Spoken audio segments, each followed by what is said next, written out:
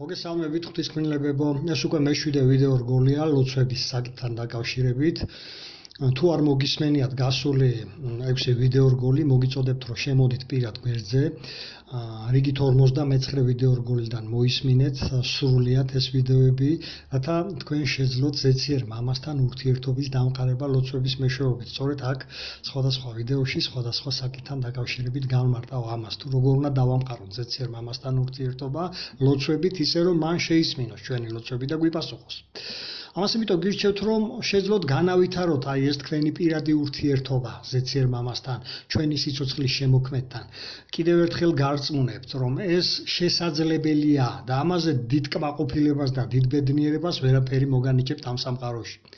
გასულ ვიდეოში ვისაუბრე ასევე ინდივიდუალურად როგორ უნდა ვილოცოთ, დავამყაროთ ზეციერ მამასთან ურთიერთობა. აი ამ ვიდეოში შევეხები საჯარო ლოცვის საკითხებს.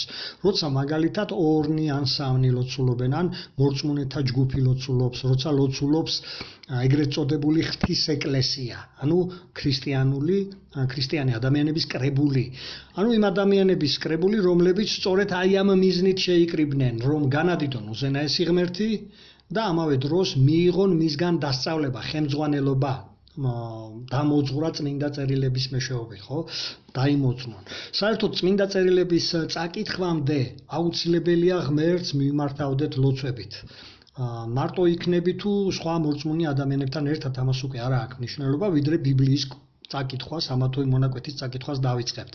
მოდით ჯერ ვნახოთ ერთი მონაკვეთი, თუ რატომ არის ეს საჭირო გავიგოთ. იაკობის წერილი ახალ აღთქმაშია, პირველი თავის მეხუთე მუხლი.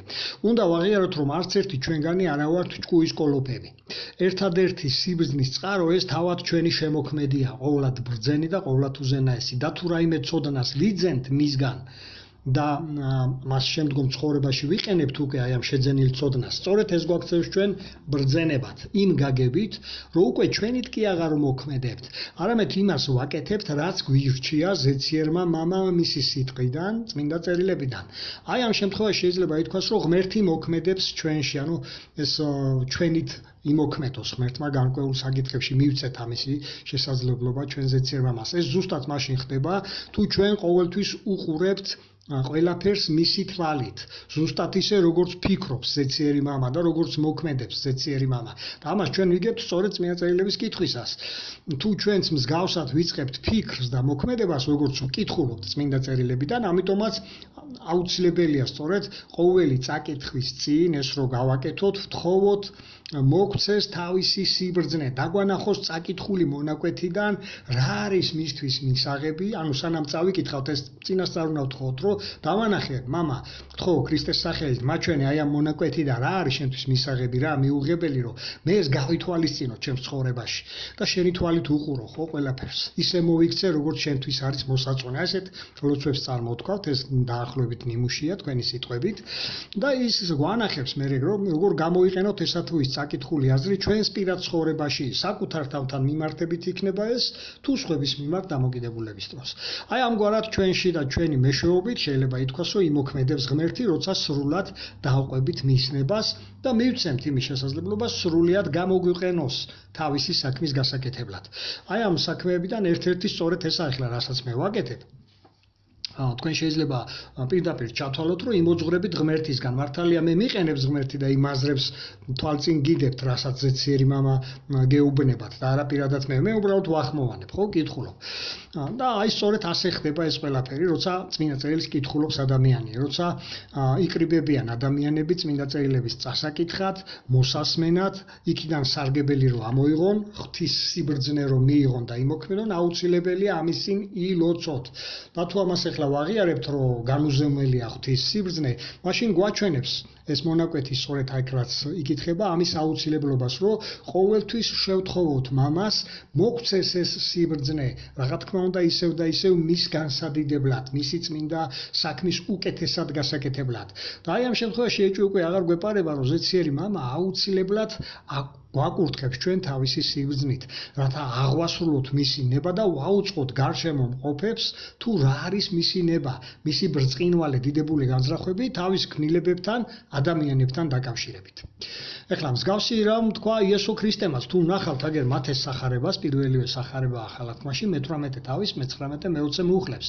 როცა საუბარია ისეთი რამის თხოვნაზე, რაც ეხება უშუალოდ უკვე ღვთის განზრახვაში მონაწილეობას, ანუ ღვთის ეკლესიასთან დაკავშირებით.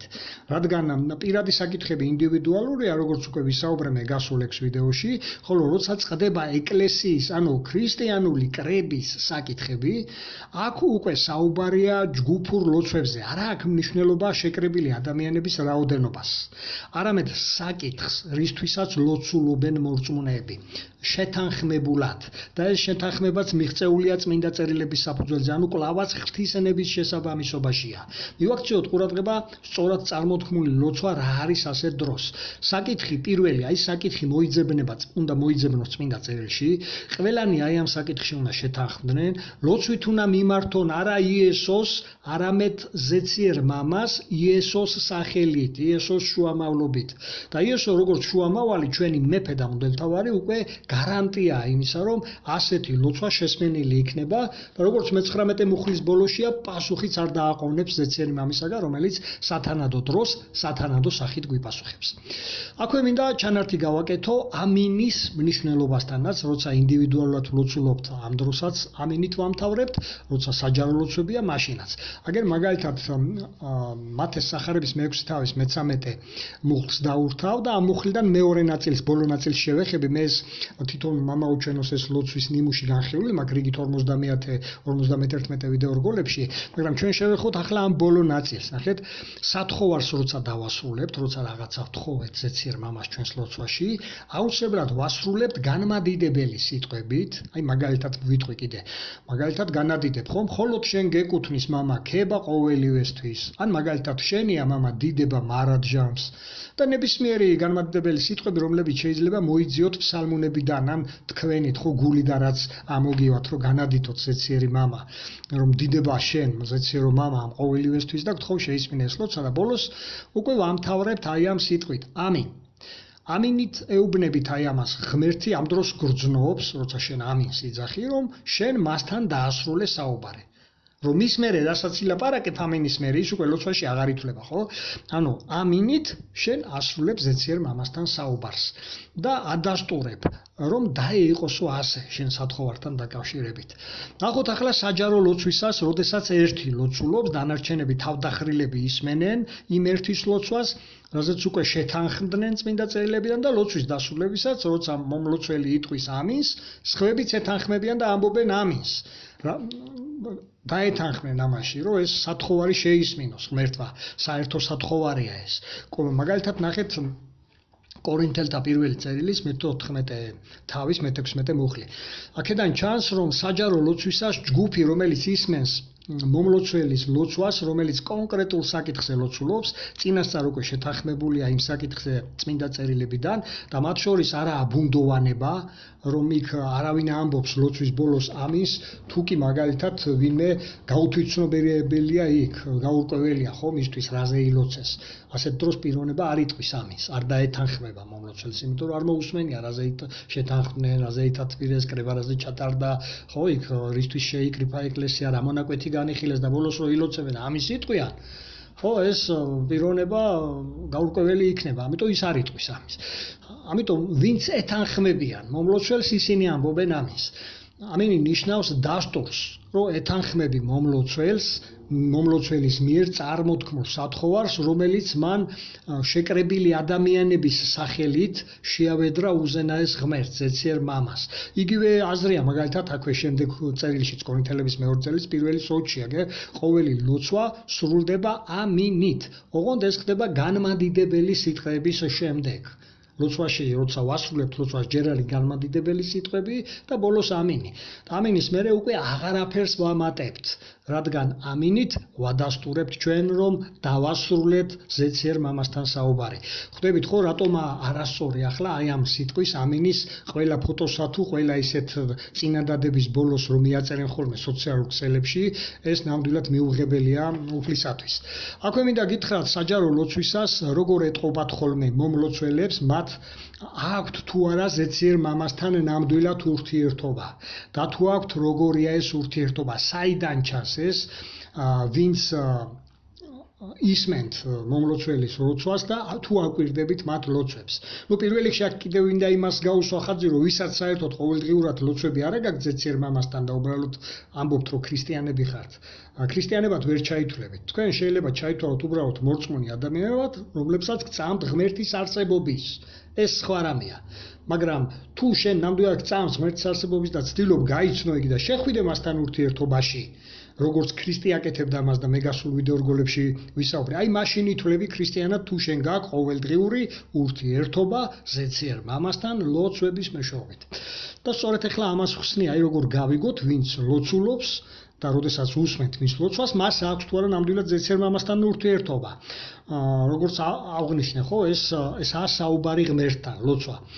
და მლოცველის ლოცვაზე დაკვირვებით გაიგებ პიროვნება ნამდვილად ღმერთს ესაუბრება თუ თავისთვის ბურდღუნებს უკაცრავად აი ამ სიტყვისთვის, რადგან ეშმაკის ქვეყნიერებაში ბევრი თვალთმაქცია, ვითომ ქრისტიანები ან ძალით ქრისტიანები, თუ როგორ გავარჩიოთ ისინი ვინ ყალბია და ვის ნამდვილად აქვს ურთიერთობა ლოცვებით ზეციერ მამასთან.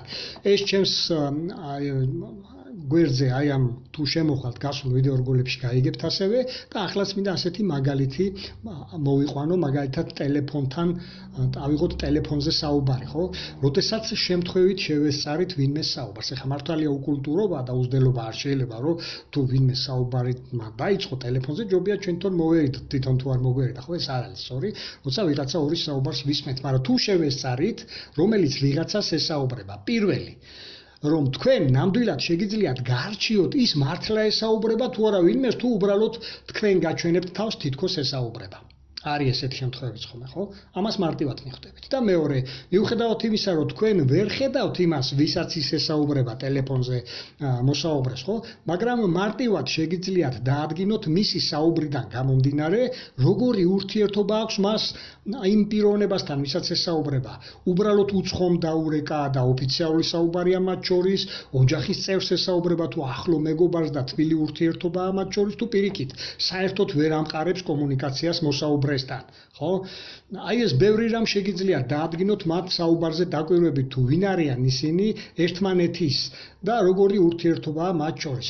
ამიტომ არ შეგიყვანონ რელიგიურმა მეზღაპრეებმა სიცრუეში არ მოგატყუონ ამით რომ თითქოს ისინი მაგარი მორწმუნეები არიან და ზეციერ მამასთან აქვთ საუბარი. თუ კი ისინი დაწერილებს კითხულობენ, არ იციან მიმართვის დაწყება, არ განადიდებენ თავიანთი ლოცვის დასრულებისას ზეციერ მამას და აი მსგავსი კონკრეტული სათხოვრები არ არის, რომელიც აჩვენებს რომ ღმერთის ნების შესაბამისად ილოცეს და ეს ურთიერთობა, საუბარი კონკრეტულად ლოცვის დროს, როგორია აი ამ პიროვნების საუბარი თუ აკვირდებით მამასთან, რამდენად თბილი, ახლო ურთიერთობა აქვს, რამდენად ესმის თავად მას ვის ესაუბრება, ესენი ძალიან მარტივად ჩანს ლოცვებიდან. ამიტომ ამის მერე აი ამას დააკვირდით ყოველთვის და ბევრ ყალბ ადამიანს ამოიცნობთ. და გაემიჯნეთ ხოლმე ესეთ ყალბ ადამიანებთან უღარ გექნებათ ურთიერთობა, რადგან ისინი შეიძლება ითქვას ბნელეთის მოციქულები არიან, არც თავად იციან ჭეშმარიტება და სხვებსაც სიცრუისკენ მიუძღვიან. ამას ძალიან დიდი მნიშვნელობა აქვს. ისევე როგორც ოჯახში, მაგალითად, აი წარმოიდგინეთ შვილზე რა სიტყოდით ესეთ შვილზე, რომელიც მამა უზრუნველყოფს ყველაფრით, თავშესაფრით, საკვებით, ჩასაცმელით და ეს შვილი არანაირ ურთიერთობაში არ არის მამასთან. ისე შევა სახლში, ისე ეჭამს საჭმელს, ისე დალევს, დასალევს, ისე წავა სახლიდან, მამას ზედარ უყურებს, საერთოდ არ ესაუბრება. რას იფიქრებს მამა ასეთ დროს? და თქვენ მეზობელი მაგალითად, რომელიც ამას აკვირდებით, ამ ოჯახზე რა სიტყოდით, როგორი ურთიერთობაა ამ მამა-შვილს შორის, ხედავთ ხო? იგივეა, პიროვნება თავისი ლოცვებით უნდა ადასტურებდეს, მისი ლოცვებიდან უნდა ჩანდეს. ეს იმიტომ კი არ უნდა აკეთებდეს, რომ თქვენ გაჩვენოთ. ბუნებრივად უნდა ჰქონდეს ეს ურთიერთობა ზეციერ მამასთან, რომელიც ნებისმიერი მსმენელისათვის თვალშემოსახვედრი იქნება, თუ როგორი ახლო და მჭიდრო ურთიერთობა აქვს ამ პიროვნებას ზეციერ მამასთან. აი ამიტომ გირჩევთ, შემოდით ჩემ გვერდზე, თუ აქამდე არ მოგისმენიათ, რიგით 59 ვიდეო რგოლიდან მოყევით და ბოლომდე გამოდით, კიდევ 2-3 ვიდეოს შემოგთავაზებთ ლოცვებთან დაკავშირებით, შემდეგში აგიტვირთავთ კიდევ ასეთ მასალებს, რაც დაგეხმარებათ პირადი ურთიერთობა განავითაროთ ზეციერ მამასთან და ამავე დროს ისწავლოთ რამდენიმე პიროვნებამ, როდესაც ერთად შეიკრიბებით რაიმე კონკრეტულ გასაჭირზე ან კონკრეტულ საკითხზე, ერთობლივად ლოცვა ისწავლოთ.